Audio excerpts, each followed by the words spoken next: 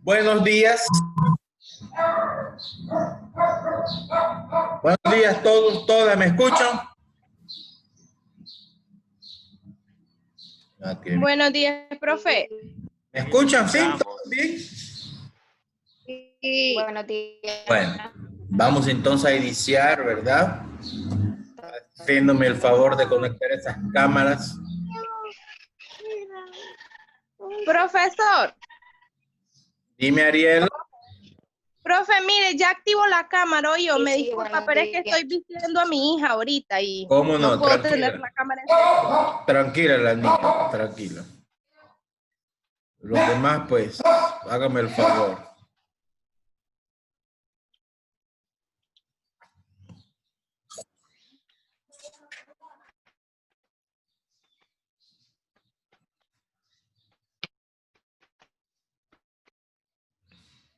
Bueno, entonces mientras vamos activando las cámaras, le voy a ir comentando. Nosotros, hoy es la última conferencia. La última, ¿verdad? El lunes próximo 6 comienzan los exámenes, ya ustedes saben. Nuestro examen está para el viernes 10, de este viernes que viene al otro, ¿verdad? Viernes 10 de julio. Y vamos a tratar de cumplir la fecha. Bueno, y toda esa gente que no puso la cámara, ¿qué está esperando? ¿Que lo saque de la reunión o qué cosa? Bueno, voy a comenzar a sacar todo el que no activó cámara. Ya demasiado no voy a estar hablando siempre la misma. Maestro, soy Erling, pero mi cámara no se activa, no sé. Es el cuento siempre el mismo. Ya me tiene aburrido con esto todos ustedes. El que no tiene cámaras, por favor, sálgase de la reunión. Vamos. Te puedes retirar.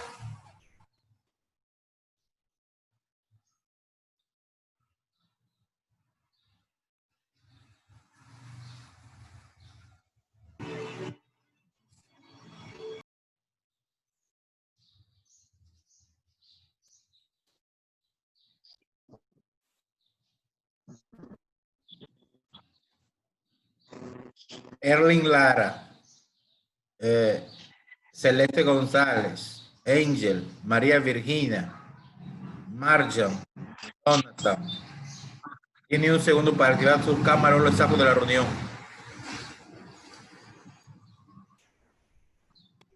Dame un tiempo, Master. Voy a ponerme una camisa. Bueno. Bueno, entonces le estaba diciendo yo, Nayeli, no estoy dando conferencia a la pared, ¿o yo, Nayeli?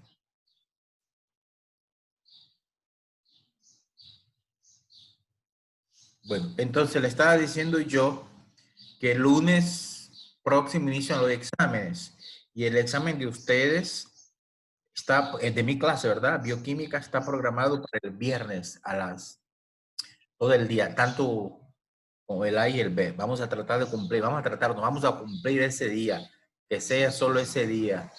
Bien. Hoy vamos a tener la última conferencia y después les voy a dejar un trabajo. Estaba mirando el trabajo de esta semana, que cierra hoy, por cierto. En el A mandaron 27 de 30, 3 personas mandaron, y en el B mandaron 22, 28, o sea, 5 personas no mandaron, pues. Esas que no mandaron, pues, ya va a cerrar hoy, no lo vuelvo a abrir. Bien. Entonces, en el último trabajo había una pregunta. Y necesito que me conteste esa pregunta para arrancarlo de hoy. La pregunta era, ¿cuáles son los niveles normales de la glucosa en la sangre? ¿Quién se acuerda? ¿Quién me puede contestar esa pregunta? Era de 70 a 100. Así es, Master, 70 a 100. 70 a 100, ¿qué cosa, 70 Ariel? a 100. 70 a Los 100. niveles normales de glucosa en sangre tienen que ser como mínimo 70 y como máximo 100. Pero 70 y 100, ¿qué cosa? Unidad de medida. Miligramos sobre decilitro. Correcto. De 70 a 100. Se puede, en algunos casos se acepta hasta 110, ¿verdad? Hasta 110. Bien. Esos son los niveles normales de la glucosa en la sangre. Y nosotros miramos los trastornos metabólicos principales. Metabólicos Es decir, tiene que ver con el metabolismo, ¿verdad? En todos los metabólicos nosotros miramos, ¿qué me lo menciona? ¿Cuáles son? ¿Cuáles son los que miramos la clase pasada? Fatiga, la pérdida de peso, la obesidad y la diabetes. ¿Cuáles son? Fatiga, la pérdida de peso, la obesidad y entre otros la diabetes. Bueno, gracias Ilka. Te escucha la voz todavía medio ahí dormida, pero bueno. Ok. Entonces, el último trastorno era la diabetes. Nosotros miramos algunas premisas, qué cosa es la diabetes. ¿Quién me dice qué es la diabetes? Nayeli, ¿qué es la diabetes? Nayeli, ¿qué es la diabetes?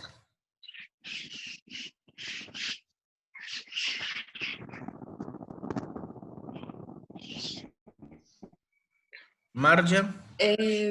La diabetes se da porque no se crea suficiente insulina, diría yo, no sé. Bueno, ¿quién ayuda a la Nayeli? ¿Quién quiere hablar? En sí la diabetes es una enfermedad la cual provoca que los receptores hormonales, que valga la redundancia, reciben la insulina, se ven obstruidos, haciendo que el páncreas genere más insulina, llegando a un punto en el cual llega a su límite y básicamente deja de producir los niveles estándares de insulina. ¿Qué pasa con la glucosa? La glucosa es muy alta.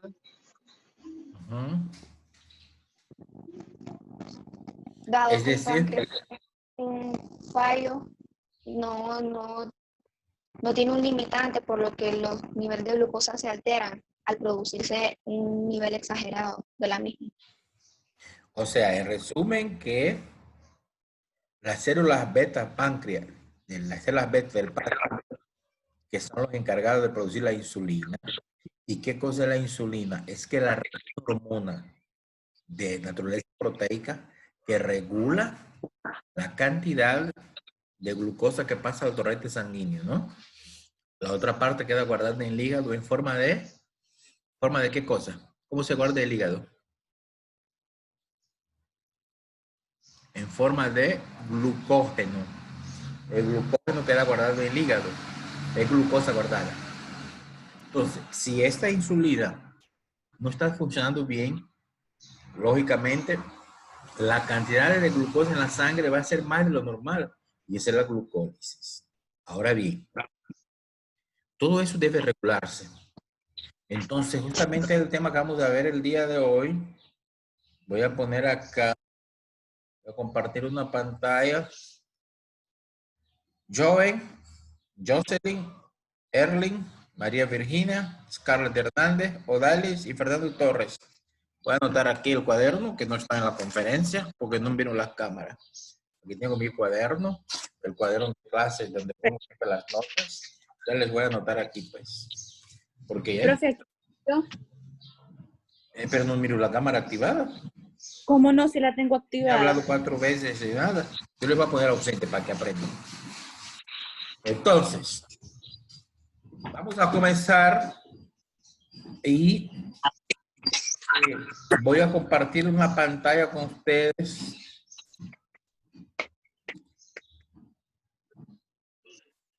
¿Qué es lo que están viendo? ¿Qué es lo que están viendo, Nayeli? Homeostasis. Muy bien. Ahí les puse un fondo con caramelos para que les dé ganas de comer después caramelo. Ok. Entonces, vamos a hablar de la homeostasis de manera general y después la de la glucosa. Esta presentación después yo les voy a subir, ¿verdad? A la página, pues, para que ustedes se preparen. Otra cosa que me di cuenta en las clases, muchachos, que muchos de ustedes contestan las actividades, las tareas, sin siquiera observar los videos y las presentaciones, y contestan unas locuras. Yo me doy cuenta quiénes son los que miran los videos y quiénes son los que no y quiénes son los que no se conectan, ¿verdad? Es necesario que primero se conecten o primero miren los videos para poder contestar las actividades. Bien. Entonces aquí tenemos que la homeostasis es algo de una característica reguladora. Es que el organismo regula sus condiciones internas. Vamos a ver algunos ejemplos. Es decir, recordemos que el organismo debe ser regulado, ¿no? Algunas reacciones son reguladas del punto de vista hormonal, es decir, hay hormonas que regulan, pero fundamentalmente las hormonas regulan lo que son algunas reacciones químicas, ¿no? Por ejemplo, digamos, si usted mira a un perro, le va a dar tremendo miedo. ¿Eso por qué? Porque hay una hormona que es adrenalina, que va a pasar a su torrente sanguíneo y eso le va a dar miedo. Un ejemplo, pues. O cuando, por ejemplo, el muchacho que te gusta o la muchacha que te gusta también, la adrenalina va a subir bastante, ¿verdad? Y da esa sensación de escalofrío, sudoración, temblor, la voz temblorosa y palpitaciones. Eso a nivel hormonal. Pero hay una regulación homeostática, que son mecanismos internos del organismo para regularse. Y un ejemplo contundente es la temperatura interna, por ejemplo. ¿Cómo se regula la temperatura? Pues si usted tiene mucho calor, usted suda. Y si usted tiene frío, usted tiembla. Esos son dos mecanismos para regular la temperatura corporal. Sudando, temblando. Bien. Otro ejemplo tenemos el equilibrio ácido-base que debe haber en el cuerpo, ¿verdad? Ustedes saben que nosotros tenemos un pH ligeramente básico y todos los líquidos corporales deben tener un pH dentro de los promedios. Por ejemplo, la sangre, el pH de la sangre entre 7.35 y 7.45. Entonces, ese pH debe ser equilibrado. Es lo que llamamos equilibrio ácido-base. ¿Cómo se hace eso? El cuerpo controla la cantidad de ácido y base en la sangre. Cuando aumenta el número de compuestos ácidos en la sangre, también aumenta la acidez del cuerpo. Y ahí hay una sustancia, ustedes van a estudiar en fisiología, ustedes ya miraron, hay unas sustancias que se llaman tapón o buffer, que también dicen amortiguadores, que la función es mantener el pH sanguíneo dentro de los niveles correctos. Porque el pH sanguíneo, si se baja, puede producir una alcalosis y se sube una acidosis. Y cualquiera de los dos casos es mortal. Después tenemos otro mecanismo regulador, la temperatura corporal. Ustedes saben que la temperatura corporal debe estar en los 37 grados o en la escala Fahrenheit 98.6. Entonces, el hipotálamo es el centro coordinador de la temperatura corporal en el cerebro. El hipotálamo recibe mensajes y, por ejemplo, cuando hay fiebre, la fiebre es que el hipotálamo recibe un mensaje de que hay algún invasor al organismo, algún microorganismo extraño, algún patógeno. Entonces, los glóbulos blancos necesitan trabajar de manera eficaz, porque los glóbulos blancos, recordemos que son la defensa del organismo. Pero ellos no trabajan en condiciones normales de temperatura. Tienen que elevarse un poco la temperatura del organismo. Entonces, ¿qué hace el hipotálamo? Hace con que la temperatura se eleva y los glóbulos blancos se ponen a trabajar para expulsar el invasor. Por eso, desde el punto de vista médico, tener fiebre hasta cierto punto es bueno, porque significa que su organismo está luchando, ¿verdad? Entonces, ahí tenemos otro ejemplo, la temperatura corporal, que tiene que estar entre 37 grados por ahí, ¿verdad? Muy bien. Ahora, cuando usted va a cualquier lado, lo super a comprar, a cualquier lado, el centro comercial, te ponen una pistola para medir la temperatura. Y ahí me da una risa porque nada están haciendo porque si alguien tiene temperatura no va a ir ahí, ¿verdad? Lógicamente. Bueno, y además el que tenga temperatura no es indicio de coronavirus, puede ser otra. Pero bueno, en fin. Otros ejemplos, los niveles de calcio. Miren qué dato más interesante les aporto aquí. No sé si ustedes manejaban eso. Que los huesos y los dientes contienen casi todo el calcio que tenemos, 99% calcio que tenemos en el cuerpo. Solo el 1% circula en la sangre, ¿verdad? Ay, perdón, me pica la nariz. El 1% circula en la sangre. Entonces, demasiado calcio en la sangre, o muy poco, ¿verdad? Ambos extremos, tiene efecto negativo, porque el calcio debe estar ¿a dónde? En los huesos y los dientes. Otro ejemplo es el volumen de fluidos, los fluidos corporales, la sangre, los niveles de agua en la célula, todo eso son fluidos corporales, la saliva. Entonces, dice que el cuerpo tiene que mantener un ambiente interno constante. Por lo tanto, debe regular la pérdida y ganancia de líquido. Mire, usted se ha visto, por ejemplo, cuando alguien tiene diarrea. Porque la diarrea es fatal, porque pues usted pierde mucho líquido. Recordemos que una de las funciones importantes del intestino grueso es recopilar o, digamos así, la palabra recopilar es el agua, reciclar, digamos así, el agua, ¿verdad? De tal forma que las masas fecales deben salir sólidas para que el cuerpo no pierda agua. Pero cuando hay diarrea, el cuerpo está perdiendo agua y ahí puede haber una deshidratación. Entonces ahí tiene que regular la cantidad de agua que se excreta, ¿verdad? Muy bien, muy bien. Estos son ejemplos de homeostasis. En otras palabras, aquí tenemos que la homeostasis es la característica de un organismo para regularse, autorregular su condición interna. Muy bien. Ahora vamos a ver entonces la homeostasis de la glucosa. ¿Por qué de la glucosa? Pues porque es la que provoca ese trastorno que es la diabetes. En la clase pasada miramos los principales trastornos metabólicos, siendo que la diabetes es el principal trastorno. Y ya ustedes dijeron, ¿verdad? Habló la Nayeli, estoy mirando la participación, habló la Nayeli, habló la Marchan, y habló la Roxana, y también este niño, ¿cómo se llama el otro niño que habló? A ver, quiero ver acá, el otro niño que habló.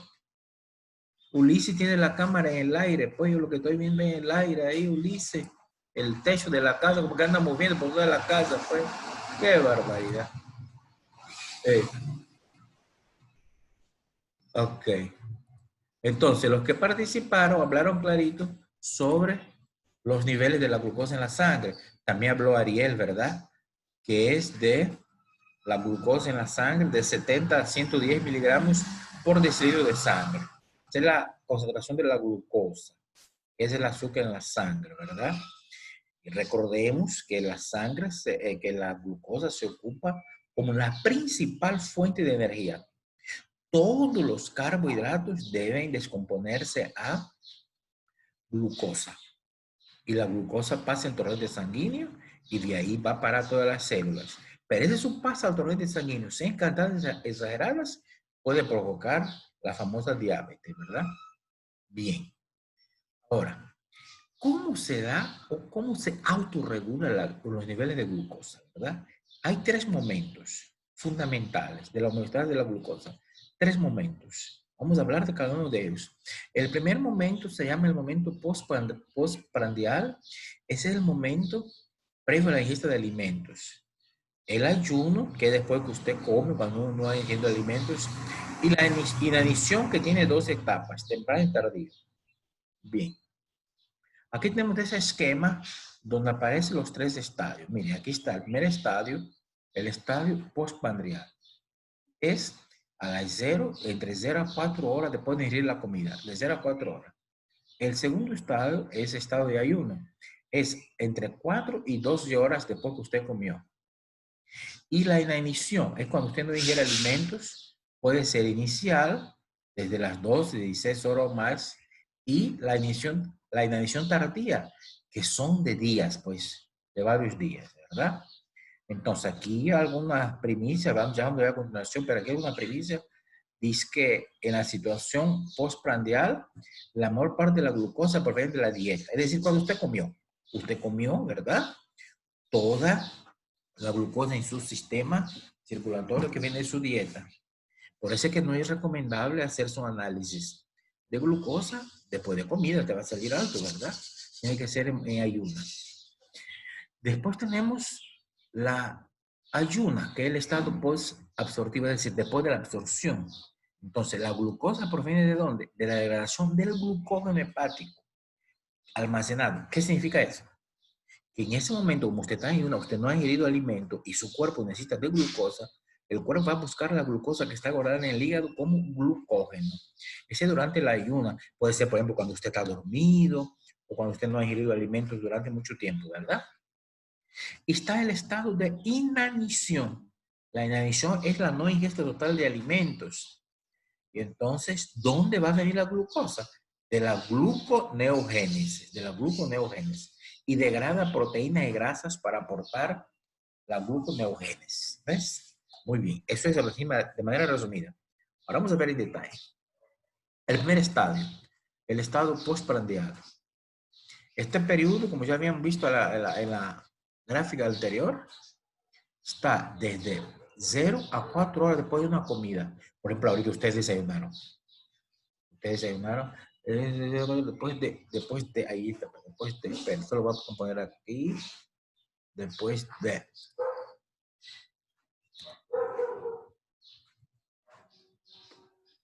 Ok. Entonces, en este caso, ustedes desayunaron, ¿verdad? En este momento, ustedes están en una etapa postprandial. De 0 a 4 horas después de una comida, se produce la liberación de la insulina por las células beta páncreas células beta páncreas, recordemos que están ubicadas en el sistema digestivo, las células de Langerhans en el páncreas. Estimula la síntesis tisular de glucógeno, de triglicéridos y proteínas. En otras palabras, que estimula para que se guarde, ¿verdad? El glucógeno y no pasa todo al torrente sanguíneo. Que se guarde la glucosa, perdón, como glucógeno y no pasa al torrente sanguíneo. Ahí tenemos algunas condiciones que usted debe manejar. La glucosa es el único combustible para encéfalo y su captación no depende de la insulina. Dice otras palabras, yo ya le había dicho eso. Hay algunos órganos en el cuerpo humano que solo funcionan con energía de la glucosa.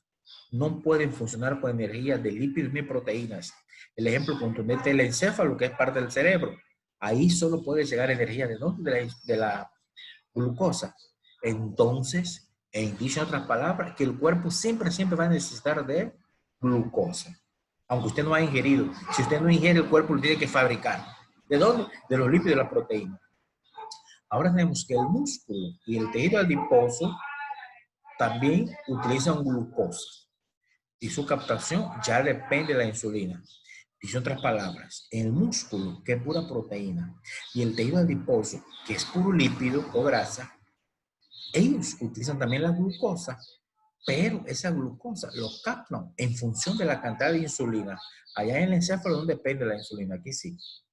Entonces, un aumento de la glucosa y la insulina en el hígado activa la glucosinasa, que es una enzima que capacita al hígado a responder a niveles altos de glucosa tras una comida.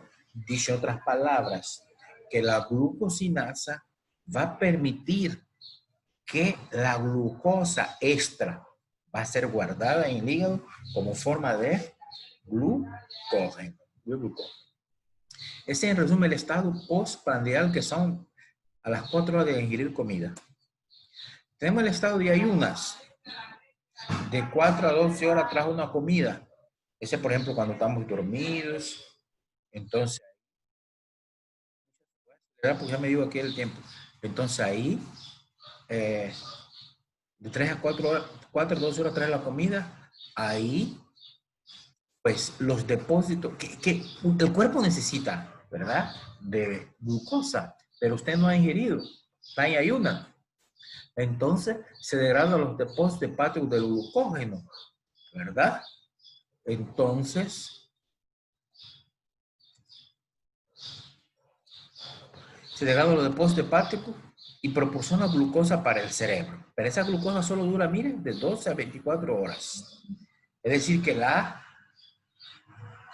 glucosa que viene del glucógeno dilata poco tiempo.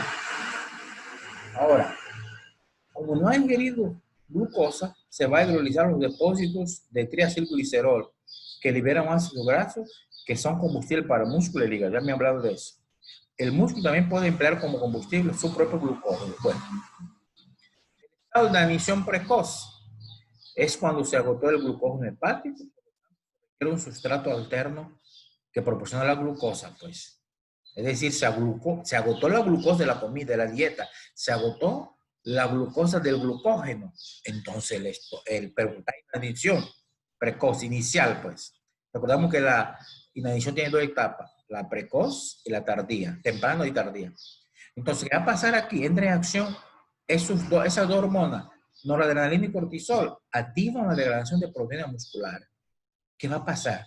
Como no hay glucosa de la dieta, no hay glucosa del glucógeno, pero el cuerpo lo necesita, entonces ¿qué va a pasar? Esa hormona, la noradrenalina y el cortisol, van a comenzar a degradar las proteínas del músculo, van a ir a la célula del músculo, pero el músculo que aminoácidos se va a transformar en alanina y glutamina. Los aminoácidos y proteínas vamos a ver detalles bioquímica 2, si Dios quiera, yo les voy a dar bioquímica 2 el otro semestre.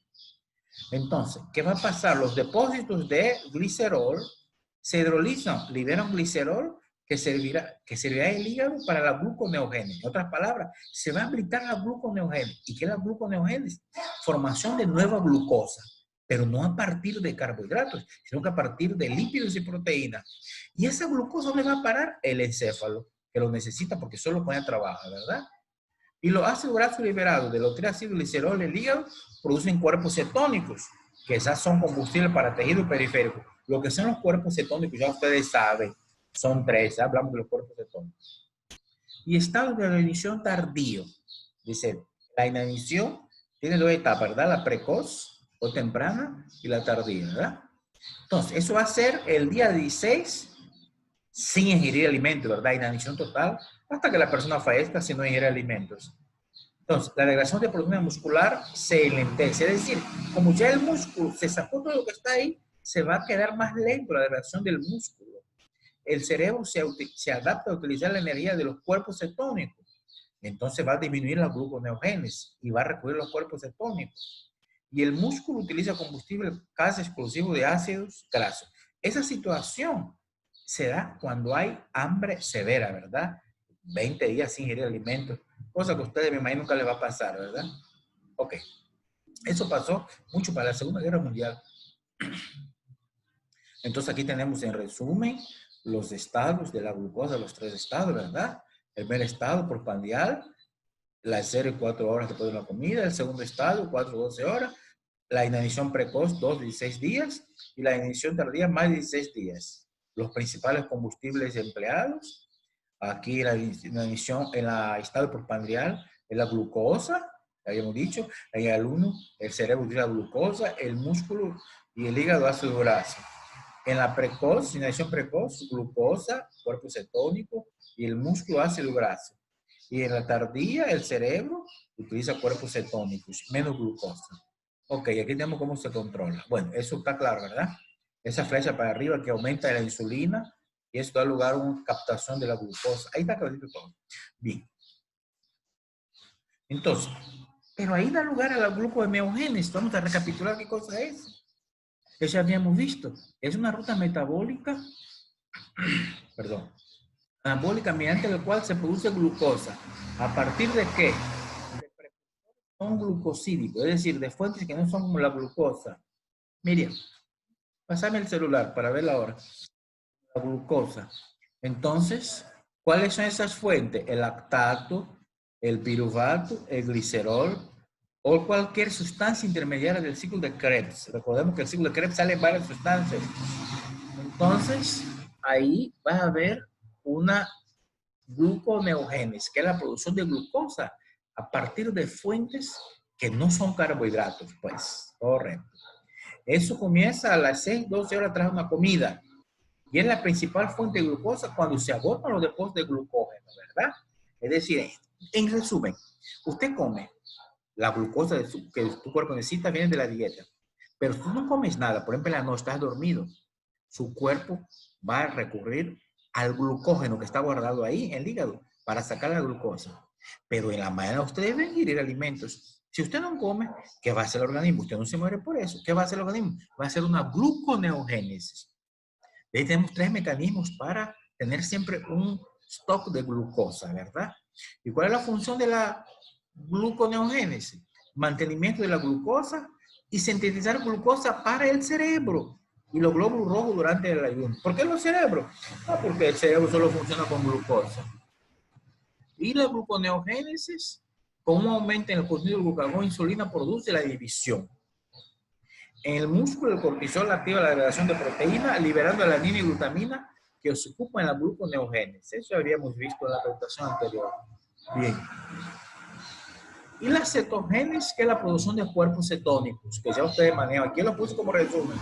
Los cuerpos cetónicos son productos de deceso de la grasa. Cuando el cuerpo utiliza la grasa en lugar del azúcar para generar energía. Eso es común en una persona diabética, ¿verdad? Entonces, como no hay suficiente insulina para meter la glucosa dentro de las células, por eso las personas cuando tienen la diabetes no controlada, tienen ese olor como a fruta remadura, su respiración. ¿Por qué? Porque están produciendo muchos cuerpos cetónicos. De eso habíamos hablado, acuérdense. Bueno, entonces, ¿cuándo inicia la gluconeogénesis? En los primeros días de depreciación de nutrientes y aumenta cuando el cerebro se adapta a su uso como combustible principal. Bien, ahí. Ok. Eso, ahí terminamos la presentación. Voy a dejar de compartir esto. Espérenme. Ok. Eso es lo que tenía programado. El tiempo está pasando. Es lo que tenía programado para el día de hoy. Entonces, yo hoy, ¿verdad? Ahorita voy a la UCN, voy a una reunión que tengo. Pero en cuanto yo llegue a mi casa, voy a subir las actividades de esta guía. Esas actividades ustedes van a tener para realizarla hasta el próximo miércoles. Y el viernes es el examen. El examen, les quiero decir algo, escuchen bien, viene todo lo que hemos visto en bioquímica, todo, absolutamente todo. Ese examen, pues va a ser como en línea, como ustedes saben, ¿verdad? Y lo que viene ahí es una batería de varias preguntas. Va a ser, no va a ser una vez pasada que solo es de encierre. Ahora va a ser de encierre, verdadero o falso, complete y dianal, de todo. Va a ser un examen diferenciado para que ustedes lo contesten y lo envíen. Si alguien se queda, ojalá que no, ¿verdad? Si alguien se queda, en la semana siguiente son los especiales y después ustedes vamos a 2 semanas de vacaciones. Contar, el próximo semestre inicia el martes. ¿Por qué martes? Porque el lunes es el 10 de agosto. Ustedes saben que el 10 de agosto es el día de Santo Domingo. Aquí en Managua es feriado local, pues. Entonces, el segundo semestre sería el 11 de agosto. Si pensamos que va a ser... Clases presenciales. Ilka, apaga tu micrófono. Pensamos que va a ser siempre de manera virtual. La presencialidad todavía no, porque el asunto del virus todavía está candente, ¿verdad? Entonces, ya una cosa que es de un cerebrito. Vamos a volver a la normalidad algún día, pero siempre vamos a mantenerlo virtual. Eso ya no vamos a quitar. Bueno, ¿alguna pregunta antes que cierre? ¿Alguien va a preguntar algo? ¿Cuánto tiempo va a dar para el examen? 1 hora. 1 hora. Bueno, si no hay preguntas, muchachos, hasta aquí llegamos porque ya el tiempo, ya estoy en tiempo extra, después me toca pagar. Gracias por su atención, por conectarse y gracias por aguantarme todo este semestre. Fue un placer estar con ustedes. Nos vemos, si Dios quiere, en la Bioquímica 2. Buenos días. Bye. Te cuido.